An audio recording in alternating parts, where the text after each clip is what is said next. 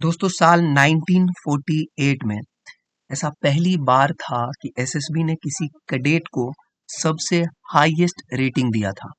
ये A rating पाने वाले कैडेट का नाम था अशोक दत्ता। बाद में इनके परफॉर्मेंस को जब एकेडमी में ट्रैक किया गया तो पाया गया कि जेएसडब्ल्यू कोर्स में ये बेस्ट कैडेट कैप्टन बनते हैं और प्रेसिडेंट मेडल भी इनको मिलता है। आईएमए में भी ये इसी तरह का बेहतरीन परफॉर्मेंस रिपीट करते हैं। अब इससे ये बात तो साबित हो गई थी कि एसएसबी एज अ प्रोसेस बहुत ही रिमार्केबल था ऑफिसर को सेलेक्ट करने के लिए, और ना केवल ऑर्डिनरी ऑफिसर्स बल्कि extra ordinary main and women जो कि बाद में चलकर इंडक्ट होना चालू हो गई। So good morning and Jai Hind everyone. In this particular video we are going to talk and discuss about the history of SSB as it stands from world wars till today. Now you might ask me, what is the point of discussing history of SSB? I mean, you have to practice PPDT, SRT, WAT, GP.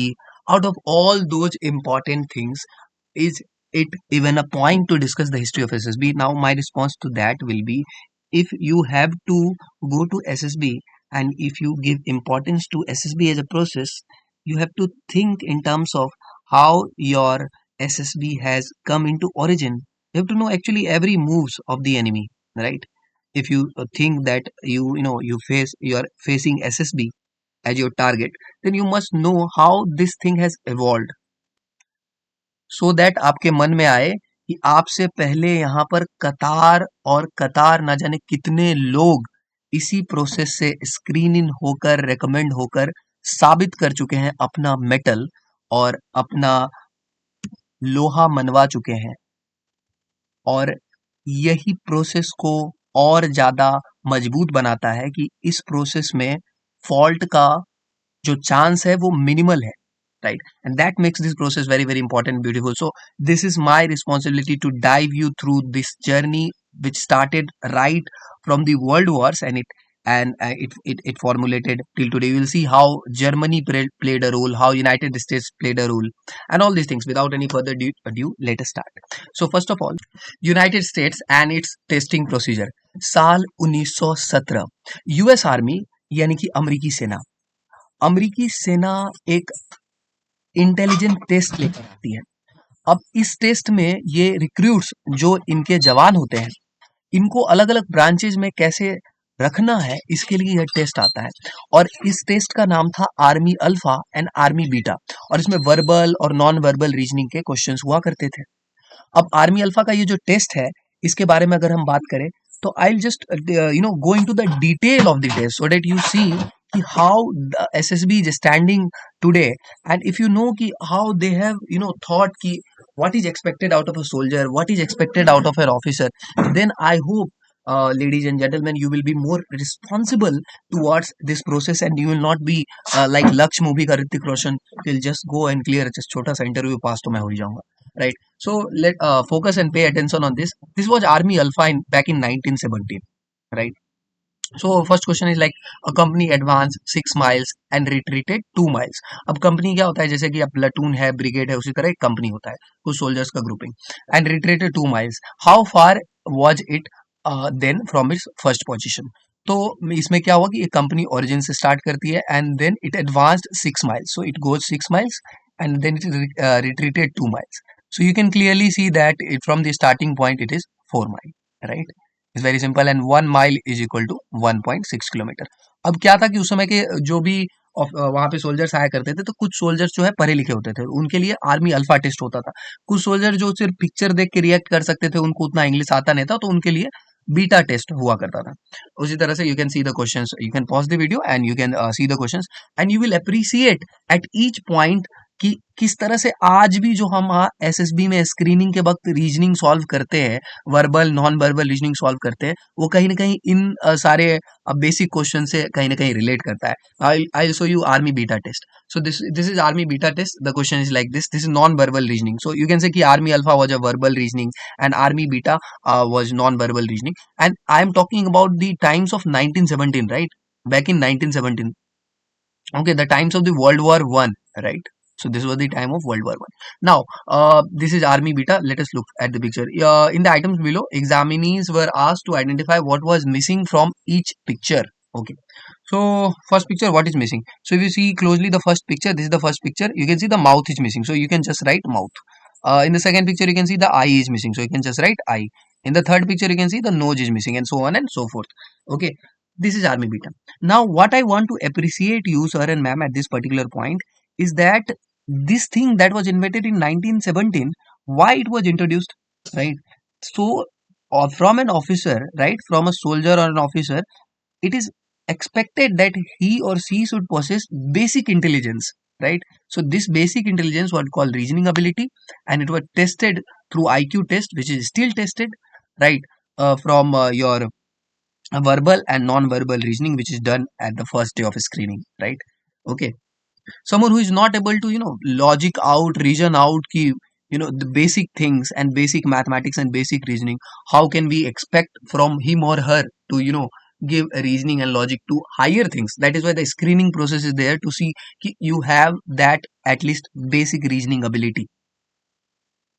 Now we will come to discuss about Germany. In 1927, Germany also started psychological tests. Now I want all of you to pay very deep attention here, because you will see कि psychological test के मामले में जो German किया करते थे, SSB के आज का process you will be surprise to see कि लगभग सेम है.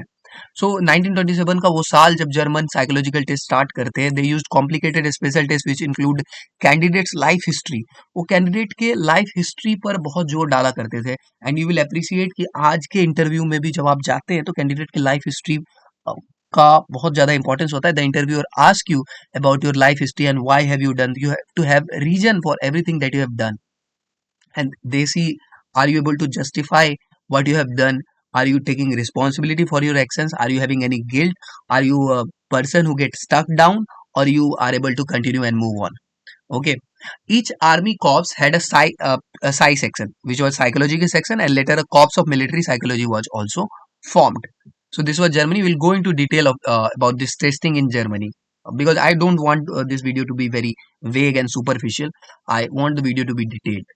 During his final year in school, when about 17 years of age, तो पहले तो जब फाइनल ईयर होता था स्कूल का, till about 17 years of age, उस समय ये लोग जो है, एक लड़का अप्लाई करता था ऑफिसर ट्रेनिंग के लिए, और अगर उसका स्कूल का मार्क्स, जनरल रिकॉर्ड और लेटर ऑफ रिकमेंडेशन उसमें दम है, तो उसको ऑर्डर किया जाता था कि आप आइए, रिपोर्ट करिए किसी नियरेस्ट टेस्टिंग स्टेशन पर, ताकि हम आपका एग्जाम करें. वेरी मच सिमिलर, जैसे कि आप जो है, ये हम 1927 का बात कर रहे हैं, राइट?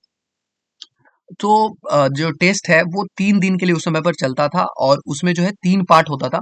एक होता था पहला स्पोर्ट एंड फिजिकल का पार्ट सबसे पहले, उसके बाद होता था रिटन पार्ट, और उसके बाद होता था oral part. And here you will see कि किस तरह से स्पोर्ट एंड फिजिकल का पार्ट यू कैन सी कि जीटीओ आज होता है. रिटन का पार्ट यू कैन सी कि किस तरह से साइक टेस्ट होता है, राइट, एसआरटी, डब्ल्यूएटी. और ओरल एग्जामिनेशन आप देख सकते हैं कि किस तरह से आईओ यानी कि इंटरव्यू कंडक्ट किया जाता है, राइट. अब जब वहां पर लोग बच्चे अराइव करते हैं, उसके बाद क्या होता है, देखिए, जब ये लोग यहाँ आते थे, जो टेस्टिंग स्टेशन पर रिपोर्ट करते थे, उनको एक ग्रुप असाइन किया जाता था 8 का. आप बोलेंगे ये तो बहुत ही ज्यादा सिमिलर है आज के प्रोसेस से जो 1927 में हो रहा है जर्मनी में. और एक साइकोलॉजिस्ट को उनका इंचार्ज बना दिया जाता था. अब हालांकि हल्का चेंज है कि डीएसओ वगैरह आपको इंचार्ज में रहते हैं. अब ये जो ग्रुप है, इनका टेस्ट साथ में होता था, और जो साइकोलॉजिस्ट है, इनके हर एक मूव को देखता था, right. And now you will be sometimes you will also feel कि जब आप कैंडिडेट मेस में रहते हैं एसएसबी में, तब क्या आपके एक्टिविटीज को एसेस किया जा रहा है. नाउ द पॉइंट इज कि एसेस अगर नहीं भी किया जा रहा है, तो what you can hide, you know if there is a sense of discipline, है ना, if there is an instruction that you have to turn off the light at 10 a.m. and 10 p.m., then how much are you respecting that? That is seen, actually the discipline is only seen when nobody is seeing you, right? So even I don't know, I have no idea about whether they are observing you even in the candidate mess or not, but it should be your responsibility to abide by the rules, because if you go into the army and air force and the navy, there are rules. You have already been given enough time, so I leave up to you,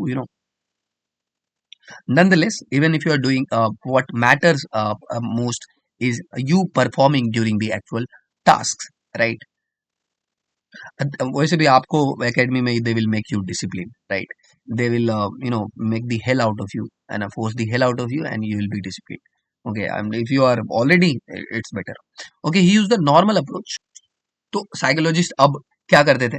जो सबसे पहले तो वो absolute confidence, लड़कों का confidence जीतने का try करते थे. नाउ यू विल रिलेट कि किस तरह से इंटरव्यूइंग ऑफिसर आपका कॉन्फिडेंस जीतने का ट्राई करते हैं आज भी एसएसबी में.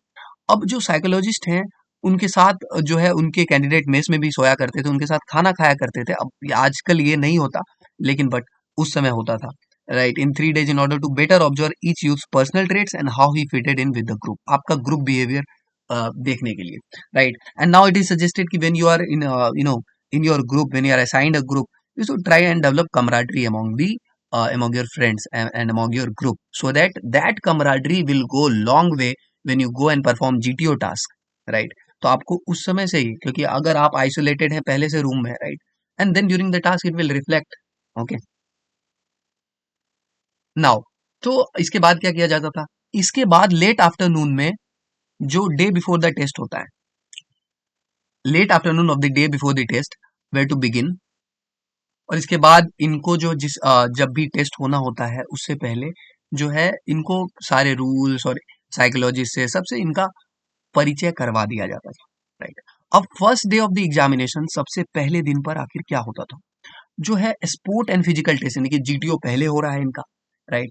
अब इसमें अगर कोई लड़का जो इंस्ट्रक्शन को सुनता है, ध्यान से एक्यूरेटली सुनता है, कामली कामली और कूली रिसीव करता है, उनको परफॉर्म भी करता है, और उसी को एक बेटर मार्क मिलता है then one who become confused, जो कंफ्यूज हो जाता है during the physical exertion of crossing the ditch and then carried out और रिपीटेड हिज इंस्ट्रक्शन इनएक्यूरेटली.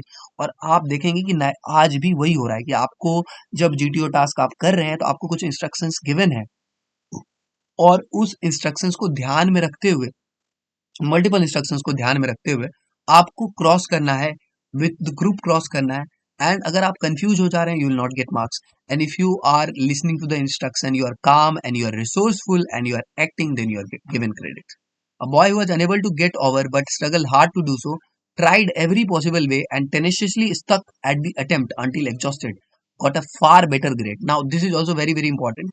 उस समय का पैरामीटर ये था कि जो लड़का किसी चीज को पहले पूरा नहीं कर पाता था, राइट, या उसके रिकॉर्ड से ऐसा पता लगता है कि इसका कोई वो बैकग्राउंड नहीं है, या फिर इसके फिजिकल से भी पता लगता है, बीएमआई से भी पता लगता है कि इसका उस तरह का बैकग्राउंड नहीं है कि ये टास्क कर पाए, फिर भी ये ट्राई करता है और बार बार बार बार ट्राई करता है, स्ट्रगल करता है हार्ड टू डू सो, और एवरी पॉसिबल वे ट्राई करता है और स्टक रहता है ना, stuck at the attempt until exhausted, पूर्ण प्रयास करता है जब तक एग्जॉस्ट ना हो जाए, उसको बेटर ग्रेड मिलता है then one who give up at the attempt after only a few tries, जो कुछ ही ट्राई करने के बाद गिव अप कर देगा उसके मुकाबले.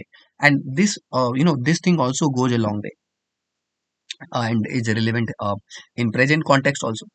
अब नाउ इसी में अगर हम बात करें, तो अगर इस रिकॉर्ड में आप देखेंगे तो इसमें एक टेस्ट क्या हुआ करता था, एक टेस्ट का नाम था मट प्रोब, जिसको करेज टेस्ट कहा जाता है. Each boy was placed in a room alone, जिसमें हर लड़के को एक रूम में अकेले बंद कर दिया जाता था, और एक हेवी मेटल बार उसको लिफ्ट करना रहता था, जिसमें छोटा मोटा इलेक्ट्रिक शॉक पास करता था. और ये मट प्रोब का ये टेस्ट था, जो आज देखेंगे वो करेज टेस्ट जो है ओएलक्यू में आज भी दिखता है, right? And now you can pause the video and you can think also कि if you are during individual obstacles or if you are doing progressive group task or any task, if you are giving up easily and do not trying the other thing, the other way, the other idea, right, and are not trying till you are exhausted and not even showing the attempt to try something, then it is not good. You must try for 2 or 3 times and try your best. अब इसके बाद अगले phase में क्या होता था, जब आपने फिजिकल वाला टेस्ट पास कर लिया तो अब रिटेन वाला फेज आता था, रिटेन वाला फेज. और इसमें लार्जली जो है थीम देखा जाता था. अब इसमें लड़कों को क्या करवाया जाता था कि एक शॉर्ट ऑटोबायोग्राफी लिख के दिखाओ आप, और जिसको बेसिस ऑफ स्टाइल, ग्रामर कैसा है आपका, कंपोजिशन कैसा है, हैंड राइटिंग कैसा है, इसके हिसाब से जज किया जाता था. और जर्मन जो भी साइकोलॉजिस्ट थे उन्होंने character analysis through hand writing पर काफी ज्यादा जोर दिया है, राइट। इसको ग्राफोलॉजी बोलते हैं। I have not gone into complete detail of this graphology, and if you are interested in learning how psychology is impacted and connected to your handwriting, then I'll give you the link in the description. You can read on this. But from my understanding of the things, your handwriting should be at least legible, right? But if your handwriting is let us say chaotic, and it is not legible, then how will someone check that? The point is that and the other case is, if your handwriting is legible in the starting and then bad in the very end, then it also shows कि your time management and practice is lacking, so you must improve there. Okay, so it is a point of improvement. Okay, or it is a point of whether you are interested in improvement, or you are just trying to look for shortcuts. I think you should go by the improvement thing. Okay, the other composition were on assigned topics, and often the group was shown the picture of a landscape or simple scene and asked to write a composition about it. Now I am talking, this is 1927. Now can you relate 1927 में जो था, आज 2024 में SSB में Germany में जो हो रहा था, वो किस तरह से ये प्रोसेस आगे बढ़ा है। अब आप देखेंगे कि कैसे वर्ल्ड वॉर के थ्रू होते होते ये प्रोसेस जो है, इंडिया ने इसको इंडियनाइज किया है, और अपने ऑफिसर्स को रिकमेंड करने के लिए और ऑफिसर सेलेक्ट करने के लिए एक नया ही प्रोसेस बनाया। Grammar, handwriting, the psychologists judge the boy's imagination, observation of detail and ability to organise his thoughts. और कहीं ना कहीं आपका imagination, thematic perception test TAT में आज भी देखा जाता है। डिटेल को आप कितना बढ़िया ऑब्जर्व करते हैं, ऑर्गेनाइजिंग एबिलिटी आपका कैसा है, ये देखा जाता है। एक पर्टिकुलर टेस्ट उस समय जो हुआ करता था, क्योंकि उस समय उतना पिक्चर्स का चला नहीं था, तो रॉस चैच टेस्ट हुआ करता था। और ये रॉस चैच होता है, इसमें आप देखेंगे कि पैटर्न रहता है, और इसमें ही उन लोगों को देखना होता है, जैसे आपको ये चिड़िया लग सकती है, और यहाँ पे अलग अलग पैटर्न लोगों को ऑब्जर्व कर सकते हैं। जैसे ये सेट होता था 10 रॉसचैल्ड पिक्चर का, इसमें अलग अलग आपको यहाँ पर पैटर्न देखने के लिए मिल रहा है। अब जो जनरल गोल हुआ करता था उस समय के इस तरह के टेस्टिंग का, to provide about cognition and personality variables, कि आखिर आपके आपके इंटरनल मोटिवेशंस क्या है, आपने इस पिक्चर को ऐसे ही परसीव क्यों किया, रिस्पॉन्स का आपका टेंडेंसी क्या है, आप ऐसे ही रिस्पॉन्स क्यों कर रहे हैं, क्या आपका कोई हिडन टेंडेंसी है, आपका दिमाग कैसे चलता है, कॉग्निटिव ऑपरेशन कैसा है, इफेक्टिविटी कैसा है, किस चीज से आप इफेक्ट हो जाते हैं, right. And personal interpersonal perceptions, खुद के बारे में कैसे सोचते हैं, कैरेक्टर को जो भी आप पोर्ट्रे करते हैं वो आपके खुद का ही एक अंतर मन का आपका प्रोजेक्शन होता है। The underlying assumption is that an individual will class external stimuli based on person specific perceptual sets and including needs, base motives and conflicts. तो आपकी जो जरूरतें हैं लाइफ में, उसके हिसाब से आप प्रोजेक्ट करेंगे। बेस मोटिव्स, आपकी जो आपका जो वैल्यू सिस्टम है, आपके जो कॉन्फ्लिक्ट्स हैं, आप उसको अवॉइड भी करेंगे, and that this clustering process is representative of the process used in real life situations. तो ये होता था रॉसचैल्ड टेस्ट में। अब जो सबसे ज्यादा अनयूजुअल पार्ट उस समय हुआ करता था, उसके बारे में अगर हम बात करें, तो वो था ओरल एग्जामिनेशन जो होता था, यानी जिसको आप मॉडर्न डे में आईओ कहते हैं, यानी कि इंटरव्यू कहते हैं, राइट। ये तीसरे दिन पे हुआ था, होता था, और इसको भी दो पार्ट में बांधा जाता था, एक इंडिविजुअल होता था, एक ग्रुप टेस्टिंग होता था। पहले में क्या होता था कि हर लड़के से चैट करता था psychologist in a small room, जो कि अभी इंटरव्यू है। Then later asked the youth to discuss his life history. अब उसमें क्वेश्चंस किस तरह के होते थे, लाइफ हिस्ट्री पे, chatted with him on general topics and made every effort to put the boy at ease. और वो आपको जो है मस्त बाटली में उतारने का काम करते थे, and inter into a friendly conversation, ताकि आप सब कॉन्सियसली आंसर दें, आपके बॉडी लैंग्वेज को देखा जा सके। आप जब बोल रहे हैं तो आपकी आंखें कैसे रिएक्ट कर रही हैं, बॉडी लैंग्वेज कैसे रिएक्ट कर रहा है, क्योंकि आपका मुंह झूठ बोल सकता है पर बॉडी झूठ नहीं बोल सकता, right. So they are trained to analyze all of these things. Okay. Meanwhile, unbeknownst to the youth, he was being filmed by a camera hidden behind a picture on the wall. अब ये ऐसा कहा जाता है कि उसमें एक camera hidden होता था, जो कि दीवार पे लगा होता था। फ्रेडरिक द ग्रेट के आंख के अंदर में एक कैमरा लगा होता था। अब आज के डेट में वो होता है नहीं होता है, this is another point. if sometime any of you become IO, GTO and SSB, then you can let us know if that happens or not. Nevertheless, even if that happens, that is none of your business. Your business is only to perform. Now we are moving finally to the United Kingdom. So what happened with the United Kingdom? So United Kingdom भी 1940 आते आते उन्होंने जो है UK war office ने ये accept कर लिया था साइकोलॉजिकल टेस्टिंग सिस्टम को। और जर्मन मॉडल्स को एक्सेप्ट किया इनिशियली।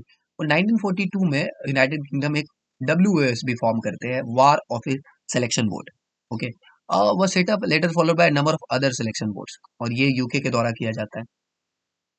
अब इसमें जो ये वॉर ऑफिस सिलेक्शन बोर्ड था, इसमें इनिशियली जो है मेंटल एबिलिटी को जांचने का बहुत सारा टेस्ट होता था।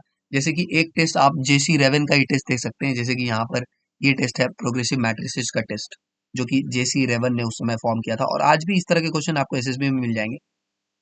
जैसे आप इस फर्स्ट वाले अगर कॉलम को देखें तो इसमें तीनों का जो ये है अनसेडेड है, यहाँ पर तीनों डॉटेड है, तो यहाँ पर तीनों ये स्ट्राइप्स है, तो इसमें स्ट्राइप्स वाला ऑप्शन इनके ऑप्शन भी आएगा।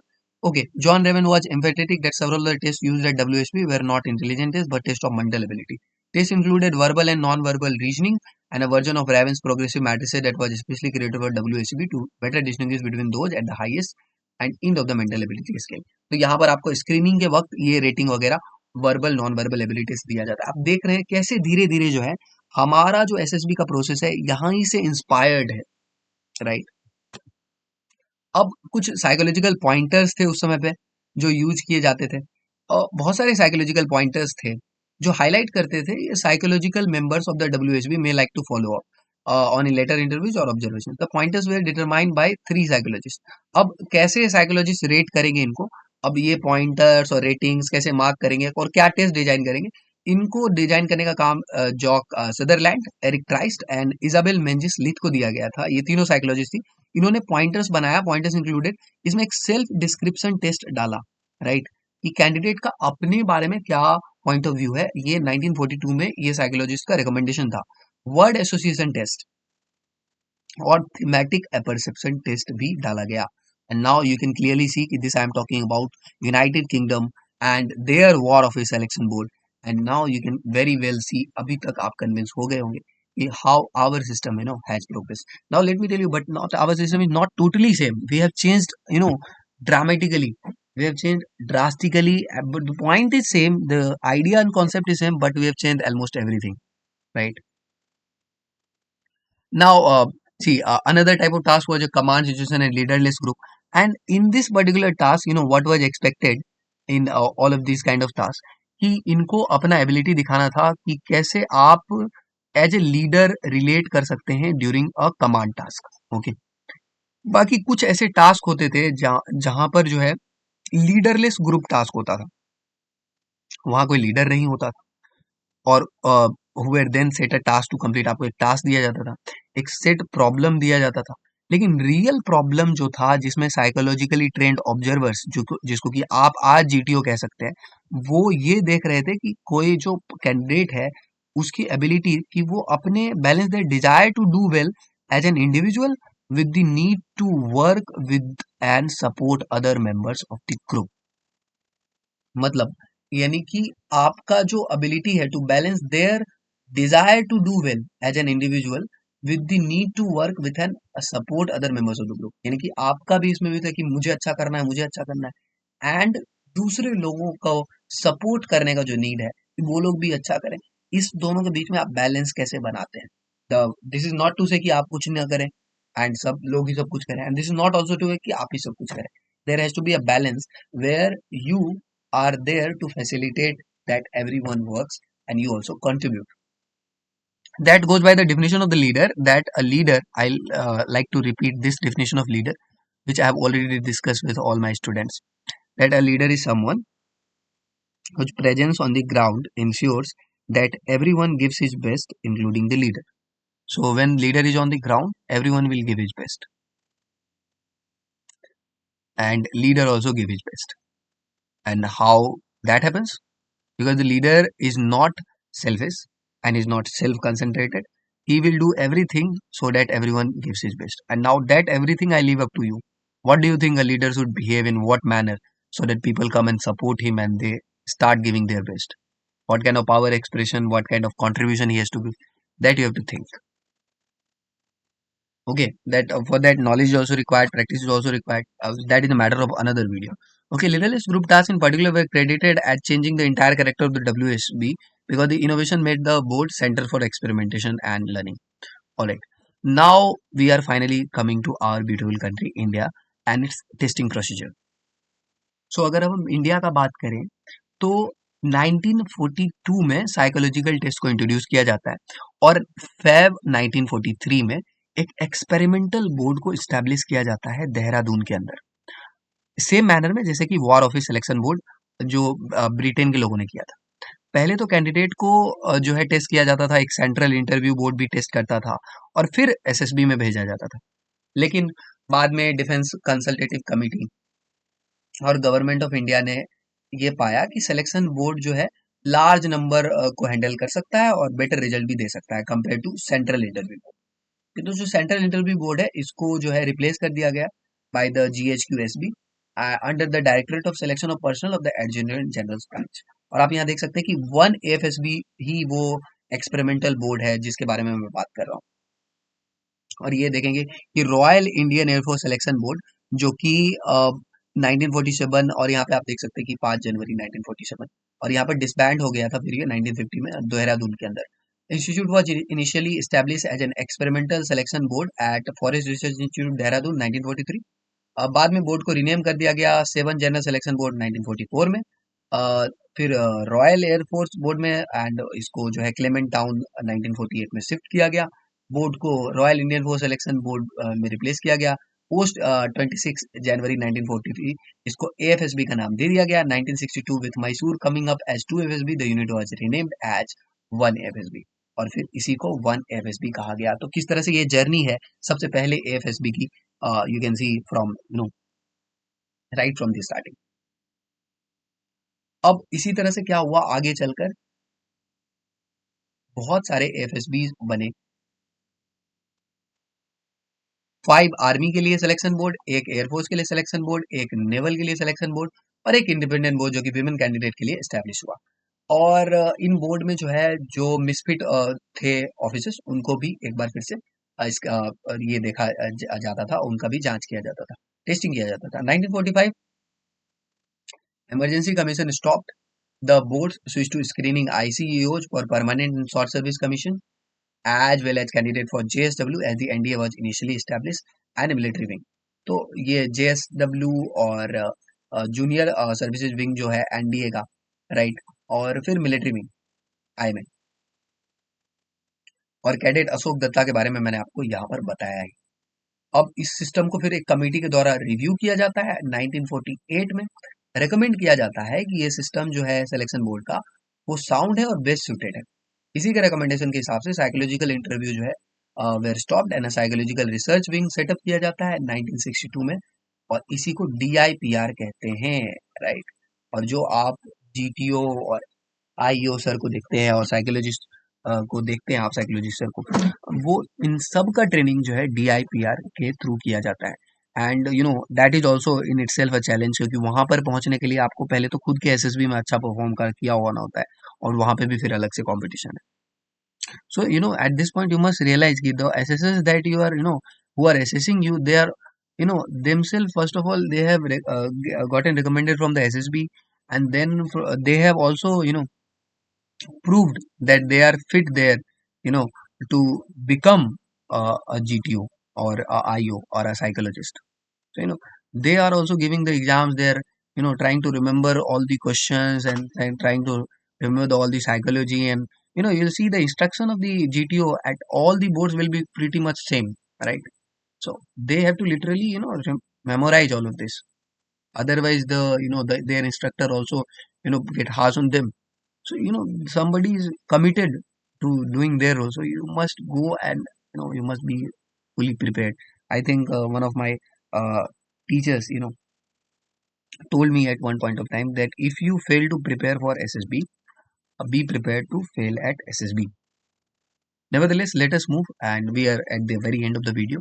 So this is also I'll also give you some of the links in the description where you can access these documents which are provided by the various government side.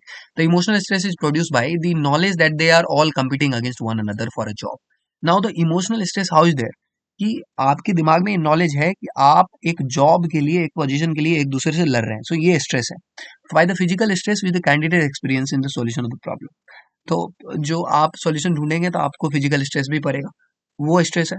by the obstruction created in the work by the less intelligent members of the group who want to contribute their ideas which are really not practical. तो वहां से भी stress है। और दूसरा कि आपको जब कोई आइडिया अच्छा दे दे और आपको बोलने नहीं दे तो वहां से भी स्ट्रेस है। तो ये आपके अराउंड ये सब जो स्ट्रेस है, क्या आप उसको हैंडल करके एक वर्केबल सॉल्यूशन पर जा सकते हैं? This is the kind of personality they are looking for. And this is also कि जो दो टेस्ट असेसमेंट ऑफ पर्सनैलिटी के लिए, वर्ड एसोसिएशन टेस्ट के लिए यूज किया जाता है, वो जंग एंड मूरे का है। वर्ड एसोसिएशन टेस्ट जो जंग नाम के साइकोलॉजिस्ट हैं उनका है, और thematic apperception test by the psychologist name Murray, right? So these are the two psychologists who initially designed these tests. So this is the document from 1950, right? I will give you the links. Okay. A list of qualities of personality has been prepared. This has been arrived at by condensing the opinions of over 250 senior officers of the Indian Army with regard to qualities which according to them an average officer should possess. तो पहले 250 senior officers के साथ meeting किया गया और उसके बाद एक क्वालिटीज का लिस्ट प्रिपेयर किया गया जो आज के डेट में 15 ऑफिसर लाइक क्वालिटीज है, राइट? कि और उनके हिसाब से एक average officer, see what is written here, so this is like average officer should possess. So they don't want like already para SF, they want you to have some bits of these qualities so that this can be further trained. Okay, now coming to the end of the video, I think you get the point. The point I was trying to raise is that knowing the history of SSB should give you a feeling that this process is not something not a joke. It is here for the past 90 plus years, right? And efforts has gone, Germany, USA, UK, India, senior officers and everyone has put in efforts, and the SSS are also putting in effort to formulate a process so that they can give to your country a good soldier, a good officer. So that is your responsibility now, sir and ma'am, to work accordingly. Now these are the things that I have not covered in this video, but if you are interested you can read about them. This is graphology and how human psychology is related to graphology, means how writing is connected to your psychology. Body language and psychology, I'll give you the links in the description if you want to read something about body language and psychology. Facial expressions and psychology, same. And what is ISSB, that is conducted in Pakistan? I think you all you should know, you should be knowing this thing also, that Inter Services Selection Board, ISSB, which was formed 1952, pretty much similar to our SSB, 1952, 72 years ago, and they have also their locations in Quetta, Gujranwala, and Mali in Pakistan. And you'll see the process there is also same, right? The GTO, there is IO, and there is psych test. Okay, so this is it. And SSB like procedure in other countries. If you talk about USA, UK, the UK for there are various academies and they are also following these testing methods, these psychological testings. Though not in actual terms that we are following, right? But since UK devised this method, so UK is pretty much following this technique. But if you talk about USA and if you talk about other countries, they are pretty much based on their during the training, during the academy they are testing it, or during the course there is no such 5 day process as such, but they are taking care of digitally making tests and psychological tests and other tests to take care of their cadets and to uh, ensure that the qualities is not compromised as far as the officer's recommendation is concerned. All right, so I hope you get the bottom line. In the next video, we'll talk about how OLQs are tested in SSB. Now, this is very important to discuss because there was a question among candidates that how what is the interviewing officer writing when I am responding, or what is the GTO sir writing when I am responding. Actually, what they are looking for, what is the meaning of OLQs, and I think there is not that much content at one place available, so I'll try and put in that thing for you. So that will be all from my side in this particular video. Do take very good care of yourself and everyone around. Have a nice day and Jai Hind.